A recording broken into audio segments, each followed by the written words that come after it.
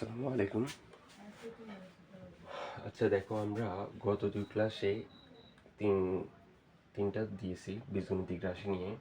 ওইখানে তিনটে ক্লাসে আমরা সবগুলো এসসি পরীক্ষার জন্য এমসিকিউ ধরে ধরে করে বুঝিয়ে দিয়েছি। আজকে থেকে আমরা নবম দশম শ্রেণীর 16তম অধ্যায় পরিমিতি নিয়ে এমসিকিউ করাবো আজকে থেকে। দেখো এখানে প্রথম টাইপ 1-এর মধ্যে আমি দিয়েছি ত্রিভুজের দুইটি বাহু এবং এদের অন্তর্ভুক্ত কোণ থেকে ক্ষেত্রফল নির্ণয়। তার মানে কি দেওয়া থাকবে? দুইটি বাহু থাকবে এবং এদের অন্তর্ভুক্ত কোণ দেওয়া থাকবে। থাকলে আমরা কিভাবে করব? দেখো এখানে ত্রিভুজের ক্ষেত্রফল দেওয়া আছে। ত্রিভুজের ক্ষেত্রফলটা শুধু কখনই হবে যখন দুইটি বাহু এরকম দুইটি বাহু দেওয়া থাকে এবং এদের একটি অন্তর্ভুক্ত কোণ দেওয়া থাকে। যেমন দুটি বাহু ধরো, এদের অন্তর্ভুক্ত মানে মাঝখানে একটা কোণ দেওয়া থাকবে আর এখানে একটা দুইটা মান দেওয়া থাকবে, মানে দুইটি বাহু দেওয়া থাকবে এবং তাদের মান দেওয়া থাকবে এবং মাঝখানে একটা অন্তর্ভুক্ত কোণ দেওয়া থাকবে। এইভাবে থাকলেই এই সূত্রটা প্রয়োগ হবে। দেখো তো এখানে প্রথমে কি বলছে, একটি ত্রিভুজের দুইটি বাহু যথাক্রমে 10 সেন্টিমিটার এবং 12 সেন্টিমিটার এবং এদের অন্তর্ভুক্ত কোণ 30 ডিগ্রি হলে ক্ষেত্রফল কত? তো আমি এদিক দিয়ে লিখে রেখেছি ক্ষেত্রফলের সূত্র half A B sine theta. Half A B sine theta. এই প্রথমটাকে এ ভি ধরবো, এ ধরবো, প্রথমটাকে ভি ধরবো। তাহলে কি হচ্ছে, এ হচ্ছে 10, বি হচ্ছে 12 সাইন থিটা। এখানে সাইন কত বলছে? দেখো অন্তর্ভুক্ত কোণ 30, তাহলে আমরা লিখতে পারি সাইন 30। তো আমরা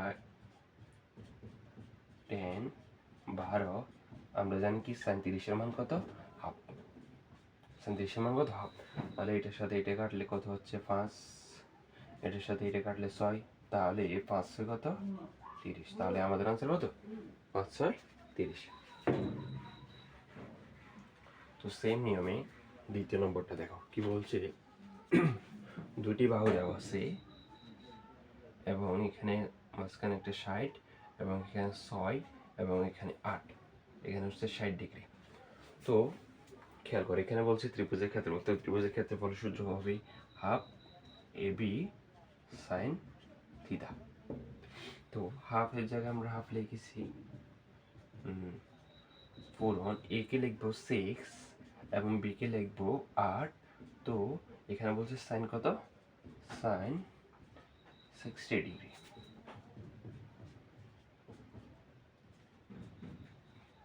তো আমরা জানি কি সাইন 60-এর মান কত?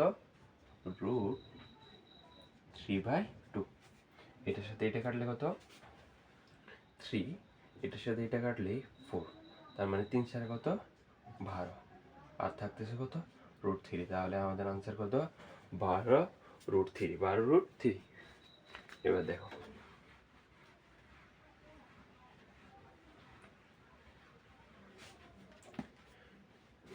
তৃতীয় নম্বরটা দেখো, একটি ত্রিভুজের দুইটি বাহুর দৈর্ঘ্য 6 সেন্টিমিটার এবং 7 সেন্টিমিটার হলে এই বাহুদ্বয়ের অন্তর্ভুক্ত কোণ 60 ডিগ্রি হলে ক্ষেত্রফল কত? তো আমরা কি লিখতে পারি? হাফ এর জায়গায় লিখতে পারি 6, বির জায়গায় লিখবো 7 এবং সাইন 60। সাইন কত? 60। তো সাইন 60-এর মান কত? √3/2। √3/2। এটার সাথে এটা কাটলে কত? 3। এটার সাথে তো এটা কাটা যায় না, তাহলে 3 7 কত? 21। 3 7 কত? 21। দেখো আমরা কি করতে পারি, এটার সাথে এটা গুণের সম্পর্ক আর এটার সাথে এটা ভাগের সম্পর্ক। তার মানে 21 গুণ √3/2 দিলে আমাদের আনসার বের হয়ে যায়, বা এটা √3/2 গুণ 21 দিলে আমাদের আনসারটা বের হবে।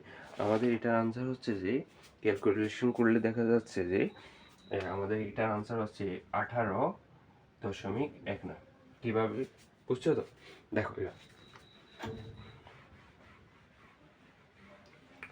তৃতীয় নম্বর চতুর্থ নম্বর বলছে, চিত্র দিয়ে বলছে অন্তর্ভুক্ত কোণ 30 ডিগ্রি। এখন এখানে 6 4। দেখো তাহলে আমরা কি লিখতে পারি? তো এ বি সি ত্রিভুজের ক্ষেত্রফল নির্ণয় করো। তো ক্ষেত্রফলের নির্ণয় সূত্র হচ্ছে হাফ, এর মান লিখতে পারি 6, বি এর মান লিখতে পারি 4। এখানে বলছে সাইন কত 30, কি বলছে সাইন থিটা। তবে সাইন 30 ডিগ্রির মান আমরা কত জানি হাফ। এটার সাথে এটা কাটলে 3, এটার সাথে এটা কাটলে 2, তার মানে আমাদের আনসার কত 6। আমাদের আনসার কত 6। এবার দেখো শেষ নম্বরটা দেখো। এখানে বলছে যে ত্রিভুজের দুইটি বাহুর দৈর্ঘ্য 7 সেন্টিমিটার এবং 12 সেন্টিমিটার হলে এবং অন্তর্ভুক্ত কোণ 30 ডিগ্রি হলে ক্ষেত্রফল কত। যশোর বোর্ড 2023 সালে সবগুলো বোর্ড কোশ্চেন।